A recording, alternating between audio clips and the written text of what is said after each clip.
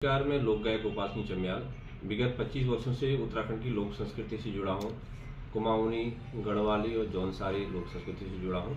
अतिरिक्त कलाकार से मैंने अपने ये लोक संस्कृति और लोक कलाकारी की शुरुआत की और कई अच्छे कलाकारों के साथ मुझे काम करने का अवसर मिला। प्रसिद्ध बांसुरी वादक आपके द्वारिका नौटियाल जी के साथ काम करने का मौका मिला। प्रसिद्ध लोक गायक आपके आनंद कोरंगा जी के साथ काम करने का मौका मिला। आपके प्रसिद्ध लोक गायक वेद मोहन फौजी जी, गीतिका अशफाल जी और ऐसे हमारे नंदा रावल जी, बलवीर राणा जी, कई जो पुराने कलाकार हैं उन कलाकारों के साथ मुझे काम करने का अवसर प्राप्त हुआ। और जो हमारे गुरुजी हैं जो मुझे इस फील्ड में लेके आए, आप लेना इस फील्ड में जो लेके आए हैं मुझे राजेंद्र नयाल जी, जो भातखंडे में तबला संगतकर्ता के वरिष्ठ तबला संगतकर्ता के रूप में कार्यरत है, वो हमारे सम्मानित गुरुजी हैं और जिनको देख के मैं प्रोत्साहित हुआ कि यार मुझे इस क्षेत्र में आना चाहिए। एक दिव्यांग कलाकार होने के बावजूद भी उन्होंने ऊंचाइयों को छुआ, तो वही चीज़ मेरे अंदर भी आया। उन्होंने कहा कि आप फोक में नाम कमाओगे, तो भारत सरकार संस्कृति मंत्रालय द्वारा मुझे लोक नृत्य में फेलोशिप भी दी गई। इसके अलावा मैं आकाशवाणी का BI ग्रेड का कलाकार हूँ। इसके अलावा मैं जो कुमाऊं लोक कलाकार महासंघ है उसका सम्मानित वर्तमान में अध्यक्ष हूँ और उसके माध्यम से हमने कई आंदोलन चलाए। कलाकारों की पीड़ा को हमेशा उकेरा। उदय संघ नाट्य अकादमी को बचाने में हमारा संगठन का बहुत बड़ा हाथ है और कोरोना काल में कलाकारों को सही मानसिक मानदेय दिया जाए, उसके लिए हमने कई आंदोलन लड़े। और इसके अलावा मैं क्या कहूँ कि इसमें जब मैं नेहरूआ केंद्र से जुड़ा रहा, नेहरूआ केंद्र के द्वारा मैं पूरे भारतवर्ष में जाने का मौका मिला मुझे। आपके कर्नाटका, इसके अलावा पश्चिम बंगाल, आपके उत्तर प्रदेश, आजमगढ़ वगैरह तमाम क्षेत्रों में मुझे जाने का अवसर प्राप्त हुआ। और नेहरूआ केंद्र के द्वारा मुझे उत्कृष्ट युवा पुरस्कार से भी मुझे सम्मानित किया गया। तो एक हमारा सांस्कृतिक जो टोली है जिसका नाम है देवभूमि मां शारदे लोक कला समिति, तो इस संगठन की जो हमारी जो संस्कृति समिति है इसकी जो संरचना हुई 2006 में हुई और इसके संरक्षक हमारे श्रीमान श्री राजेंद्र नयाल जी हैं और इसमें कई कलाकारों ने अपना नाम कमाया। और इस हमारा बड़ा सौभाग्य है कि पवनदीप राजन जी के द्वारा भी हमारे ग्रुप में कार्यक्रम तबला वादन किया गया। इसके अलावा हमारे अल्मोड़ा के जाने माने जो ढोलक वादक हैं कुमाऊं के, उत्तराखंड के असद भाई, हमारे जाने माने बांसुरी वादक संतोष कुमार दारा भाई और कई कलाकार इसमें पूर्ण पहाड़ी।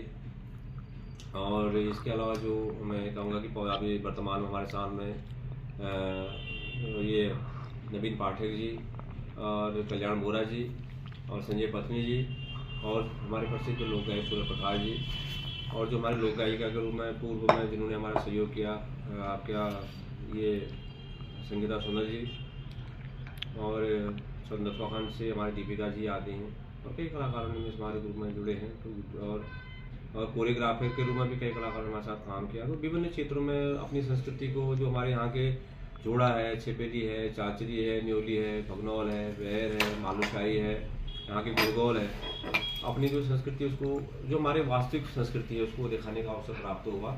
और विगत 25 वर्षों से हम रंगमंच के क्षेत्र में कार्य कर रहे हैं। रंगमंच के क्षेत्र में अनिल जी की जो पास आउट है, चंदन बिष्ट सर जो बहुत बड़े अभिनेता उनके साथ भी काम करने का अवसर प्राप्त हुआ, आलोक वर्मा जी, नरेश बिष्ट जी, तमाम जो कलाकारों के साथ भी मुझे नाट्य में काम करने का मौका मिला।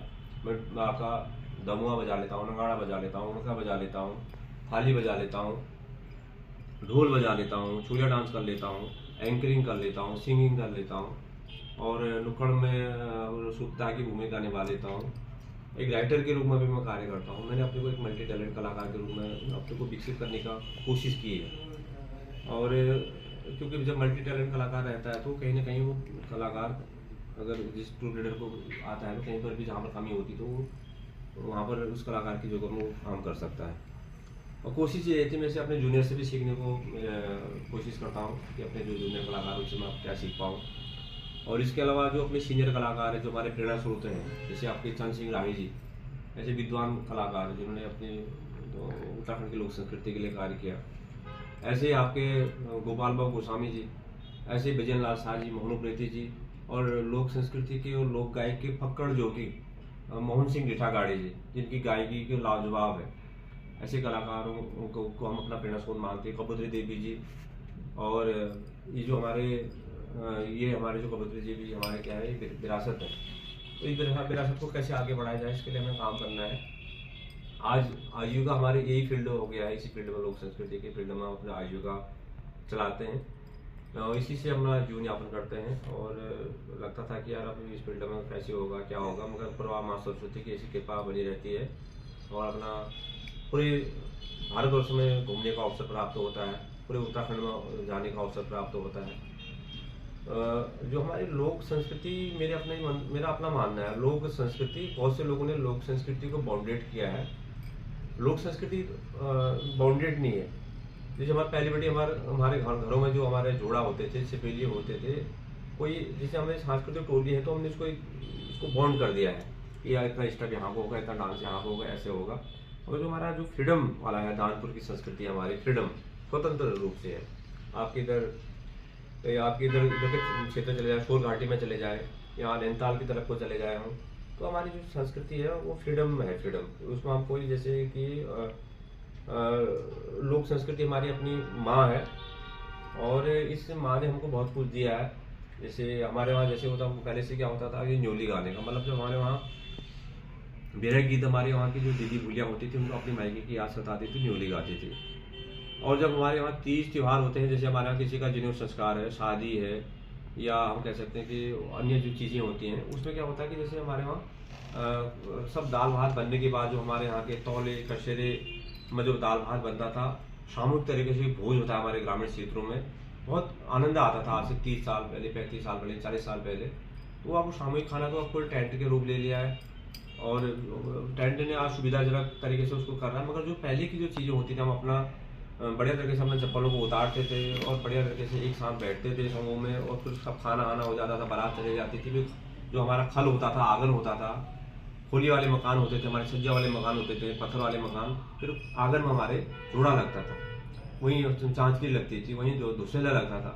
और जो आज सुनने को मौका मिलता है कि यार ये हमारे छपेलिया है, चांचली है, तो ये चीज़ें हैं। इसके अलावा जैसे हमारे यहाँ होता क्या, जैसे हमारे उत्तराखंड में संस्कृति विभाग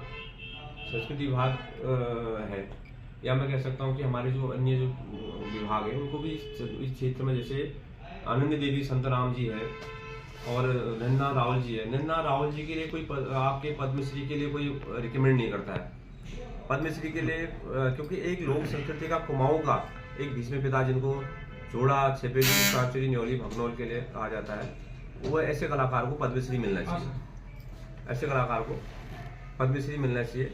जैसे आपके आनंदी देवी और संतराम है, वो क्या है, दिव्यांग कलाकार है। ऐसे कलाकारों को भी मिलना चाहिए जो हमारे अल्मोड़ा की नंदा देवी के रौनक हुआ करते हैं। इसके अलावा जो हमारे बुजुर्ग कलाकार हैं, जैसे आपके नंदलाल आर्या जी हैं, या जिन्होंने अपनी पूर्व लोक संस्कृति के लिए कार्य किया, हमारे कृष्ण मोहन बिष्ट जी हैं, कई ऐसे कलाकार हैं। इन कलाकारों को भी मतलब कि सरकार के द्वारा इनको सम्मानित किया जाना चाहिए। और वैसे देखा जाए कुमाऊं रीजन में नन्ना रावल जी को पद्मश्री के लिए रिकमेंड करा जाना चाहिए। ऐसे गढ़वाल में भी हमारे कई पुराने साथी हैं, जैसे नरेंद्र सिंह नेगी जी, जिन्होंने लोक संस्कृति के लिए कार्य किया है, कर रहे हैं, वर्तमान में भी कर रहे हैं। अस्वस्थ होने के बावजूद भी लोक संस्कृति के लिए कार्य करते हैं नरेंद्र सिंह नेगी जी। जन आंदोलन में जिनकी सहभागिता रहती है, कलाकारों के हित में जिनकी सहभागिता रहती है, हमारे बड़े भाई नरेंद्र सिंह नेगी जी, ऐसे कलाकारों को पद्मश्री मिलना चाहिए। तो इस सरकार को इसके लिए कोई नरेंद्र सिंह नेगी जी या आपके नैना रावल जी या संतराम आनंदी देवी, ये लोग थोड़ा रिकमेंड करेंगे। इसके लिए जो हमारे संस्कृति विभाग के डायरेक्टर है, महानिदेशक, उन लोगों ने इनकी रिकमेंड करना चाहिए। और क्षेत्रीय जो सांसद हैं और क्षेत्रीय विधायक हैं, उन जनप्रतिनिधि, उन्होंने भी इसको लोक संस्कृति के जो पुरोधा है इनके लिए रिकमेंड करना चाहिए। कलाकार केवल सम्मान का भूखा होता है, वो क्यों कहेगा कि भाई मुझे लोग ये फलाना सम्मान मुझे दो। और बड़ा सौभाग्य की बात है कि इस बार कुमाऊं, जो हमारी कुमाऊं की एक प्रतिष्ठित संस्था है और कुमाऊनी भाषा साहित्य संस्थान जो हमारे समिति है, उसके द्वारा मेरे को संस्कृति लोक शिल्पी सम्मान से नवाजा गया। और मैं उत्तराखंड आंदोलनकारी भी रहा हूँ। कक्षा 6 में जब पढ़ता था तब से मैं आंदोलनकारी के रूप में इस फील्ड में आ गया था। तो वर्तमान में भी हमने कलाकारों को कई लड़ाइयाँ लड़ी और लड़ रहे हैं और भविष्य में भी लड़ेंगे। और ऐसा नहीं कि कई कलाकारों को लगता होगा कि यार गोपाल चमियाल जी हम कलाकारों के लिए गलत सोचते हैं। देखो गोपाल चमियाल जी ने जो गा लिया, जो कर लिया कर लिया, तो हमारे जब हम किसी के लिए कुछ करेंगे तो हमारे भी तो पीछे जो छोटे हमारे भाई हैं या हमारे जो छोटी बहनें हैं, हमने जो हमारे गुरुजी ने हमको जो सिखाया था, हमने अपनी चीज़ों को दूसरे को भी तो गेन करना है, देना है उनको, तो तभी तो कोई हमारा नाम ले पाएगा। जब हम अपने पीछे से अपने शिष्य नहीं बना पाएंगे तो हमारी संस्कृति कहाँ वहीं की वहीं रह जाएगी। जो हुड़का वादक हैं, जो हमारे यहाँ के प्रसिद्ध हुड़का वादक हैं, हम किसी को हुड़का बजाना नहीं सिखाएंगे, किसी को बांसुरी बजाना नहीं सिखाएंगे, किसी को आप झोड़ा नहीं सिखाएंगे, हमारे झोड़ा, छेबली, चांची, न्योली, भगनौल, बैर, मालूशाही वगैरह नहीं सिखाएंगे तो कैसे हमारे आने वाले जो नए बच्चे हैं कैसे आगे बढ़ पाएंगे। तो उनको भी हमने सिखाना है। और विभाग है, संस्कृति विभाग है, तो विभाग ने भी इसकी रिकमेंड करना चाहिए। और ऐसे कलाकारों के नाम से जो महापुरुष हैं, लोक संस्कृति लोक साहित्य के जो हमारे विद्वान हैं, महापुरुष हैं, जैसे आपके जगत राम जी, हमारे जीत सिंह नेगी जी, चंद सिंह राय जी, वाचस्पति डोटी जी, और इसके अलावा गोपाल गोस्वामी जी, और हमारे शेरदा अनपढ़, आपके गिरीश तिवारी गिरदा, कबूदेव देवी जी, इनके नाम से क्या कहते हैं, जो जितने भी हमारे उत्तराखंड के जो पुराने कलाकार, उनके नाम से जो नए कलाकार उनको प्रोत्साहित करने के लिए इनके नाम से इनाम भी इनको दिया जाना चाहिए प्रोत्साहित करने के लिए। तब लगेगा कि जो नए कलाकार उनको आएंगे। अब आजकल तो वर्तमान में इसको बुरा मानने वाली बात नहीं है, केवल नेताओं को भीड़ इकट्ठा करने के लिए जो कलाकारों का सांस्कृतिक दल बुलाया जाता है, और खाने की भी व्यवस्था भी कोई मैनेजमेंट कलाकारों के लिए अच्छा नहीं होता है। कार्यक्रम उनको अच्छे चाहिए, कलाकार उनको अच्छे चाहिए, और डिपार्टमेंट में केवल 1.5 घंटा या 2 घंटे की हमारी रिकमेंड होती है, पूरा हमको दिन भर रात को करना पड़ता है, दाल भात खा के हमको अपना क्या कहते हैं कार्यक्रम करना पड़ता है। तो मजबूरी हो जाती है, हम नहीं अपने चीज़ों को सोशल मीडिया में नहीं डालते, क्योंकि उसमें क्या होती है, कलाकार हमारी खुद की बदनामी होती है। तो हम नहीं चाहते कि इस तरीके की हरकतें हों और ऐसी चीज़ें हों जिससे कि जो हमारे आयोजक मंडल हैं या हमें को जो अन्य जो मेरे को जानते हैं, उनसे भी मेरी रिक्वायरमेंट है कि जब भी आप अपने वहाँ सांस्कृतिक कार्यक्रम करवाएं, कलाकार को रहने खाने से लेके, उनका सांस्कृतिक मंच से लेके, उनका साउंड से लेके, हर व्यवस्था उनकी ठीक ठाक होनी चाहिए। और इसके अलावा कलाकारों को सम्मान की नज़र से देखा जाना चाहिए, कलाकार को सम्मान भी दिया जाना चाहिए। तो सम्मान नहीं मिलेगा तो क्या होगा, कुछ नहीं होगा, आने वाली पीढ़ी नहीं होगी। आज भी हमारे हमारे वाले फील्ड में भी मैं मानता हूँ कि जैसे कि एक हो गया, भीड़ जैसी आ गई। तो एक्चुअल जो कलाकार है, जमीनी कलाकार है, जो पारंपरिक परंपरा से जुड़ा हुआ, पारंपरिक कलाकार किससे जुड़ेंगे, जो अपनी जो परंपरा, जो वंशानुगत अपनी परंपरा को बढ़ा रहा है, पारंपरिक कलाकार है। और जिन लोगों ने इसको अपनी रोजी रोटी बनवा ली, वो भी परंपरा से जुड़ गए हैं, तो उनका पेशा हो गया, वो पेशेवर कलाकार हो गए, जैसे कोई अपना परंपरा से इसी से अपना जीवन यापन कर रहा है, इसी दर पीढ़ी इसी से अपना गुजारा कर रहा है, वो भी इसी से जुड़ गए। तो मेरा वर्तमान में भी सरकार भी आ रही है, तो कलाकारों की बात भी रखी जानी चाहिए। कलाकारों का एक प्रॉपर चैनल, उनको 100 दिन के रोजगार देने की बात हो, कलाकारों को सम्मान देने की बात हो। और कलाकारों का जो परिवार है, कलाकार बेचारा कहीं दुनिया से चले जाता है, दुनिया से उसके पूछने वाला कोई नहीं होता है, तो कलाकार चले जाता है इस दुनिया से, तो कैसे उसके परिवार को भाई सरकार के द्वारा उसको प्रोत्साहित किया जाना चाहिए, मतलब उनको कहीं ना कहीं कुछ हो। तो वर्तमान में जो उत्तराखंड के जो कलाकार काम कर रहे हैं और उनकी ज़िंदगी में मेरा अपना मानना है कि कोई हमारी लाइफ कोई वो नहीं है, सिक्योर नहीं है, और कब क्या हो जाए कोई पता नहीं है, और कल हमारे पीछे का जो हमारे बच्चे हैं उनका क्या होगा, भविष्य क्या होगा, उनका कोई वो नहीं है। तो इसलिए कलाकार जो हमारी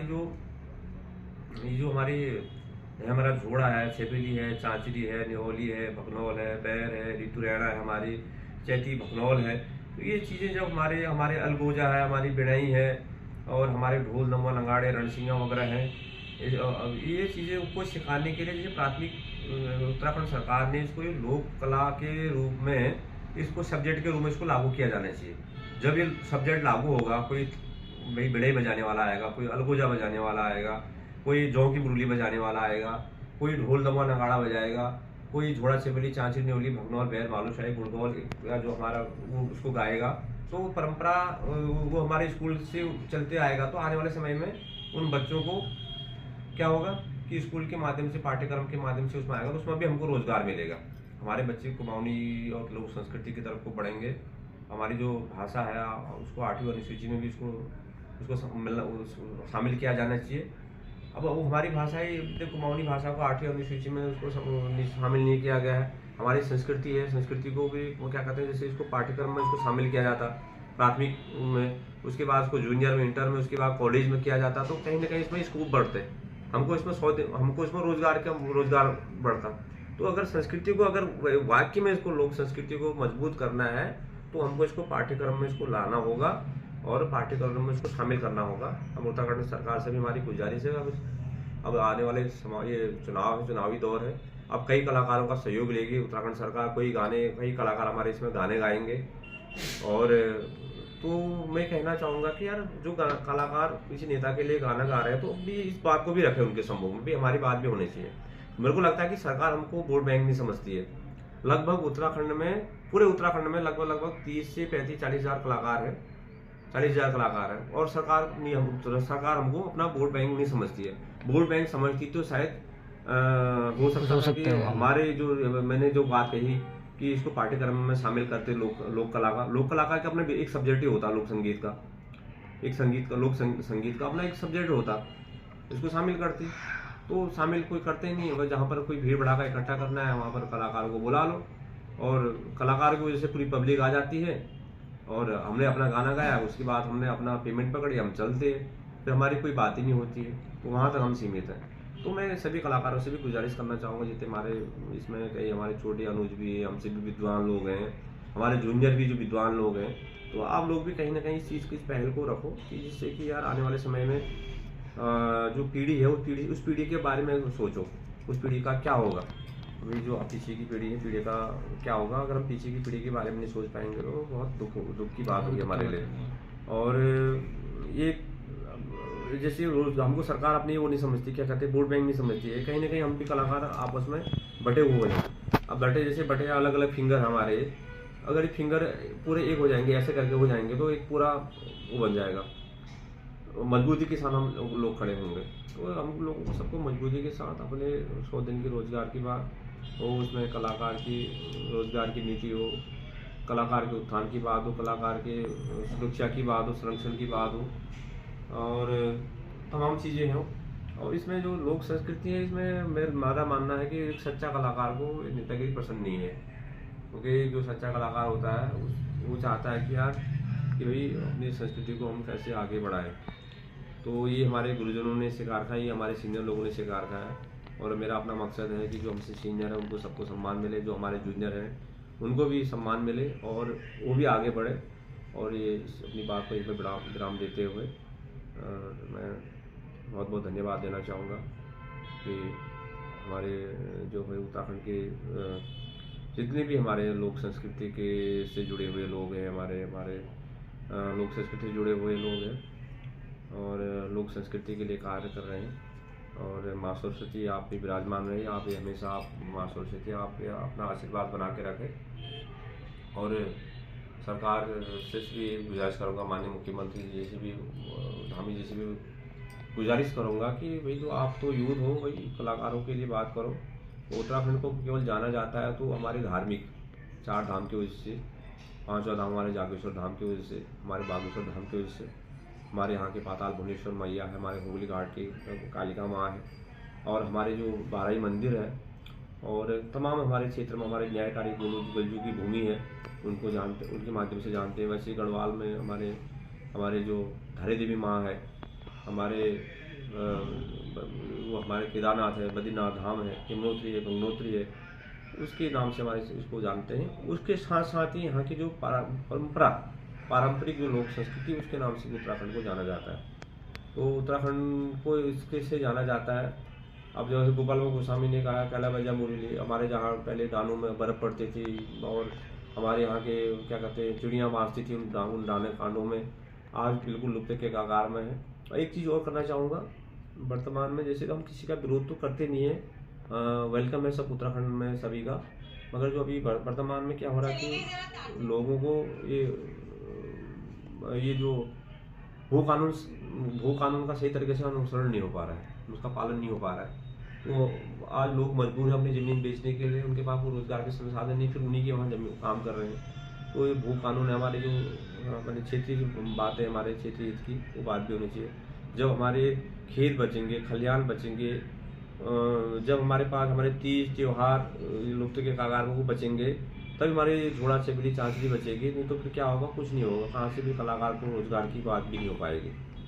तो इसी अपनी वाणी को विराम देते हुए सबका मैं उत्तराखंड वासियों का, हमारे प्रवासी उत्तराखंड वासियों का जो देश विदेश में रहते हैं सबका प्रणाम करता हूँ।